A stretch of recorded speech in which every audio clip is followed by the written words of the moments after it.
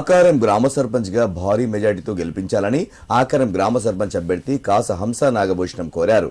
సిద్దిపేట జిల్లా దుబ్బాక మండలం రామక్కపేట గ్రామ పంచాయతీ కార్యాలయంలో బలపరిచిన వార్డు మెంబర్ అభ్యర్థులతో కలిసి సర్పంచ్ నామినేషన్ దాఖలు చేశారు. ఈ సందర్భంగా మాట్లాడారు. గత 5 సంవత్సరాలుగా తను సర్పంచ్ గా గ్రామాన్ని అన్ని రంగాల్లో అభివృద్ధి చేశానని, ఈసారి మహిళా రిజర్వేషన్ రావడంతో కాస హంస నాగభూషణం అభ్యర్థిగా పోటీ చేస్తున్నట్టు తెలిపారు. తనను గ్రామస్తులు ఆశీర్వదించి సహకరించి భారీ మెజార్టీతో గెలిపించాలని కోరారు. ఈ కార్యక్రమంలో వారు బలపరుచుకున్న వార్డు సభ్యులు, గ్రామస్తులు పలువురు పాల్గొన్నారు. దుబ్బాక మండలం ఆకార గ్రామంలో సర్పంచ్ ఎలక్షన్ వచ్చింది కాబట్టి మేము ఆకార గ్రామం నుండి కాస హంస అనే ఆమెను ఊరందరం కలిసి బలపరిచాం. మహిళా రిజర్వేషన్ రావడం వలన కాస హంసని వేయించవలసి వచ్చింది.